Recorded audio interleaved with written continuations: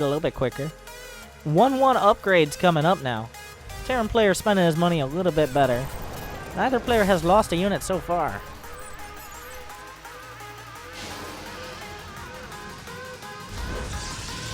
The upgrades could come back to benefit the Terran pretty dramatically if this forge doesn't start spinning up sometime soon.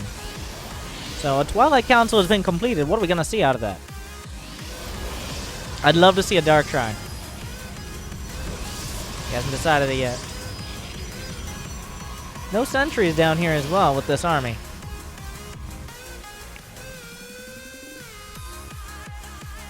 Oh, Templar Archives. Is he going to go for Storm? You think we'll actually see Storm? It looks like this is the designated warp-in point at the moment. Look at this base layout, though. Look at these depots. Who programmed the AI to have the base, like, perfectly geometrically aligned? I know somebody did, but just, like, right down the middle here, a lane of depots. That's unnatural right there. That's what that is. Not a single depot anywhere but, like, in between his buildings. Literally maximizing his potential defense. Alright. 4th base is on the way for either side. We're approaching that 150 supply mark. Our Protoss player passing it. With the Terran not too far behind.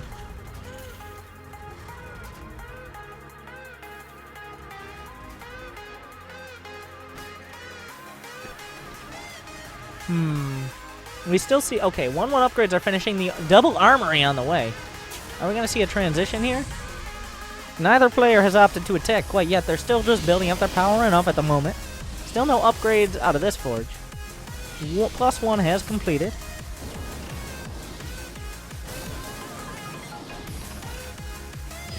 Is there Storm? He is getting Archons. Archon's a very strong choice as well.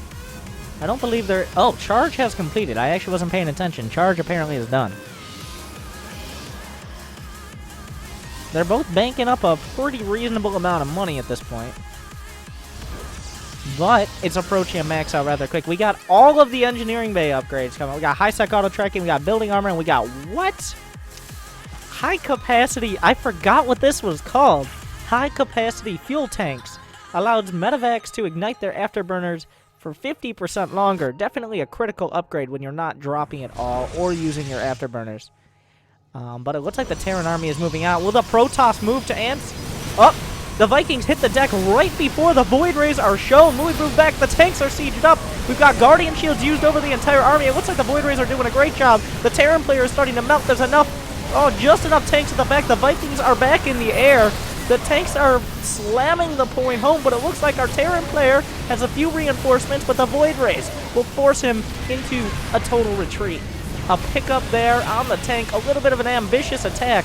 Will the Protoss player decide to capitalize on this? No, just sit down, go away.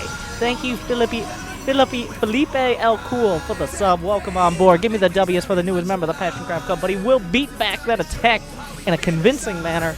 And the Terran player just caught in a terrible angle and dropping his Vikings down without even a scan. What a noob. But we got Ghosts on the way.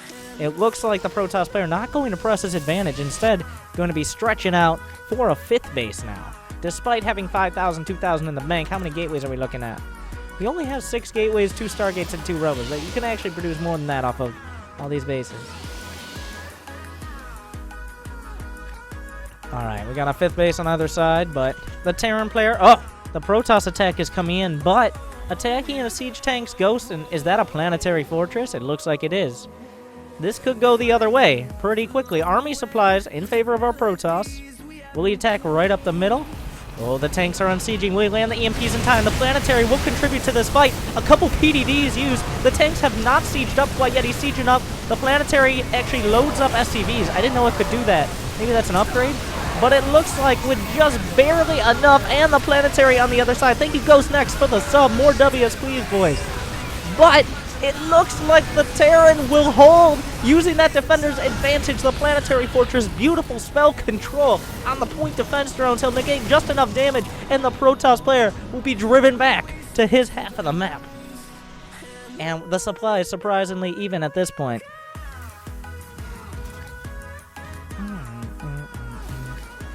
The planetary has been repaired to full. The turrets a crucial point of this defense. The clutch drop of 2 Marines to take down this rock. Very important part of this game right now. Really thinking of all the little things that he could need.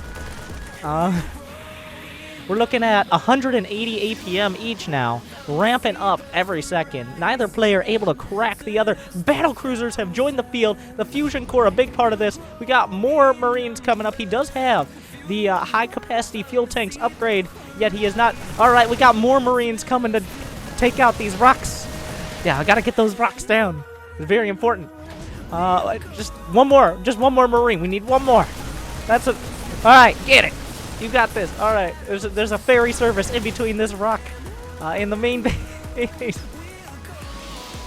Oh, but there's just not enough anti-air in this army, I don't think. There's a couple warp prisms, a 3rd warp prism because 2 is just not enough for this Protoss army. Not sure about those. Not sure, but then again, there are a lot of medevac. There's like 8 medevacs here for. Well, I guess he has just enough units. Taking down these rocks as well. No rocks are safe.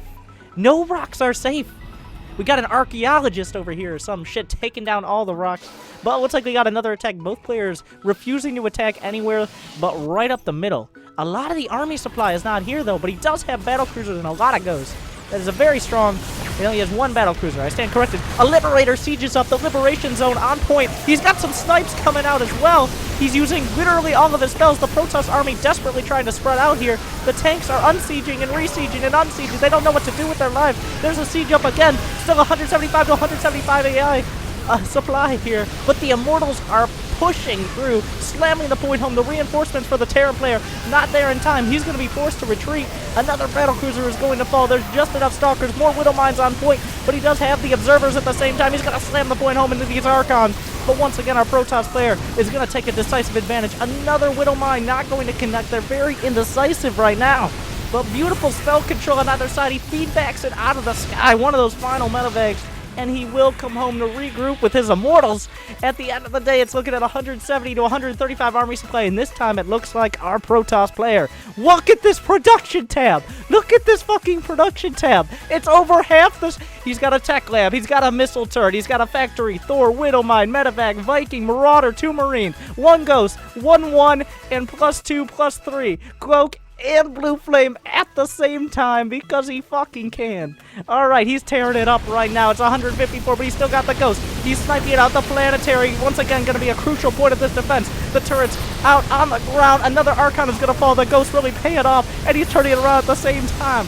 Oh, more Void Rays are coming in, but he's still got a few Ghosts. The Immortals are doing an amazing job crushing through. The turrets are driving the point home, but he's got the Thor. And we still see a Planetary in the background. There's nothing to see these cloaked Ghosts. He's been able to take it out. It looks like the Terran player, once again, in a beautiful tug of war, going to take it back and take the supply lead. It's 140 to 150 supply, and the value of this Terran army. Look at that repair micro in the back. He's cloaking all of the Ghosts. And he's finished 1-1. It's 83 to 52 army supply. Will our Terran player choose to counterattack?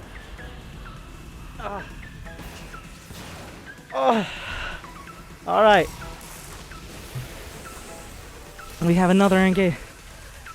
A nuke. A nuke is finished. We're gonna need the right music for this, as always. Oh. But all of the upgrades are finished. Now, this is a crucial point. Our Terran player has all of the upgrades, while our Protoss player only has +1 ground weapons. We're looking at 3-3-3-3-3 against just the +1. This shows you how to get upgrades, but there is a disruptor. There is a disruptor on the field, but this Terran army is moving across. This might be the killing blow. Oh. We're looking at 250 against 250. We got literal pro gamer APMs. This observer going to be gunned down out of the sky. He's not going to be able to see these cloaked Ghosts in just a second. He's coming down to defend. A liberation zone being laid down. It's screwing with the Terran army. No disruptor shots are used so far, but the Terran is crushing through. The upgrades. Oh, not a great disruptor hit. He's able to split away beautifully as we see the Terran moving through still. There are no more disruptor shots. The Liberator has been moved forward. The Vikings are on the deck. Another Liberator coming in. The Battlecruisers, the Liberators, the Thors, and everything else under the sun has brought it to 195 to 110 supply. The Protoss somehow, with 10,000, did not play for the long game. It looks like he's going to be tearing it up from here on out. The Liberation Zone right on top of this third base. A little bit of fancy Warp Prism Mike. Oh my god, look at this Michael. He's dodging Liberator shots.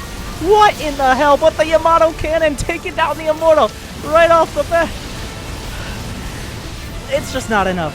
It's just not enough. Another Widow Mine gonna drive its point home. He's actually drawing the Widow Mines. I can't tell if that's intentionally, but he's drawing the Widow Mines into the Terran army. He's desperately trying to home. But it's not. There's a Behemoth Reactor. He hasn't run out of upgrades to make yet. Oh. I think at this point we should see GG any second, Tasteless. The fourth base is under fire. We got some more Cyclones as well. There's no production on the other side. He's trying to make more pylons. He's trying to continue to expand. We're at over 300 APM on both of these players. There's 1,000 APM on our Protoss. 600 for our Terran. More Widow Mines are going to connect on the probes. The tanks, the caught between a tank and a Widow Mine plays. Another Liberation Zone being laid down. He's fighting for his life, but I think his life is just about over. What an army composition. If you use Ghost, Battlecruisers, Liberators, Thors, Cyclones, and Bio perfectly, you can defend. Also, just make upgrades at all. I'm pretty sure that was the most important part, but at any point, we've seen our Protoss lose 50,000 resources now against only 26k. But it looks like the Terran player coming back to regroup. He's attempting to remake his production over here. He has 2 Warp Prisms that made it out. It's very optimistic. But I think once the Terran realizes his purpose is to kill his opponent, he's actually just going to aim it. Come on, you can do better than that. You've got 600 APM, you can do better than that. For the first time in the game, the Protoss production tab is larger than the Terran's because he doesn't have to make any more units.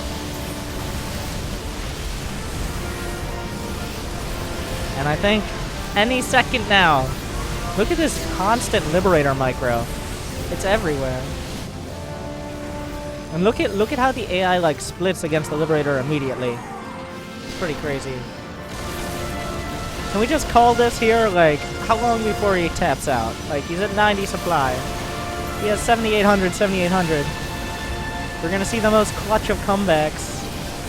I don't think so. I don't think that's really a possibility at this point.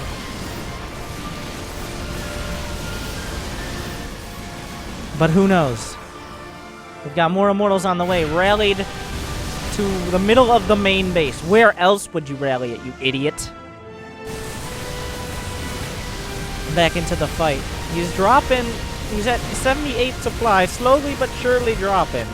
I think like 75, it should be enough to just say like, okay, I'm done. But he keeps making probes. Like, he's got 4 probes at a time he's building. I just want to know when he's going to tap out here. Like, another AI. Here comes the Immortal. Not quite enough. Valiant effort. The Yamato Cannon obliterating that pylon. And now remember those rocks that were taken down earlier. The most clutch. And it looks like I found my next opponent, which is Terran Cheater AI Insane. Can we just call it in favor of our Terran player here? I feel like it's time to just call it because he has 33,000, 21,000 in the bank. Like, I think I'm gonna make an executive decision and just call it. And we have our victor. When this Nexus goes down, he will claim victory.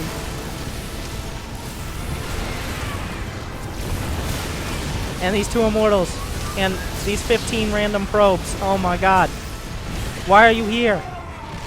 Alright, well, whatever. You lost. You lost, Blue AI. Game ended. Our Terran will win. Replay saved. Well, that was, wow. The Terran player only made 70 SCVs, but that's all he needed to make that entire game. Let's look at these payouts. As the red Terran comes out on top.